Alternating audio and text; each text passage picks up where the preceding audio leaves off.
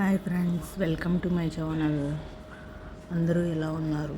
ఈరోజు మనము టమోటా కొత్తిమీర పచ్చడి ఎలా చేసుకోవాలో చూద్దాము. ఫస్ట్ ఎండుమిర్చి ఒక 15 తీసుకొని, ఒక స్పూన్ ధనియాలు తీసుకొని బాండల్లో బాగా వేయించుకోవాలి. తర్వాత మినపప్పు, పచ్చెనపప్పు, జీలకర్ర ఇవన్నీ కూడా వేయించి పొడి చేసి పక్కన పెట్టుకోవాలి.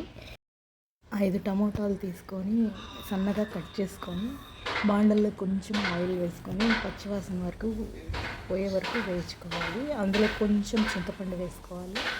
అదే బాండల్లో కొత్తిమీరని కూడా వేయించుకోవాలి.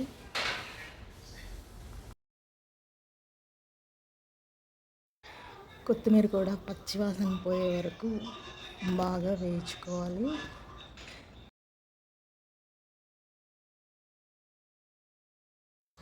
గ్యాస్ని సిమ్లో పెట్టుకొని బాగా వేయించుకోవాలి. ముందుగా పొడి చేసి పెట్టుకున్నాము కదా, ఆ పొడిలో టమోటా, కొత్తిమీర మిక్సీలో వేసుకోవాలి. మరీ మెత్తగా కాకుండా కొంచెం బరకగా వేసుకోవాలి. ఇప్పుడు తాలింపులో కొంచెం ఇంగువ, కరివేపాకు వేసుకొని పోపు పెట్టుకుంటే చాలా రుచికరంగా ఉంటుంది.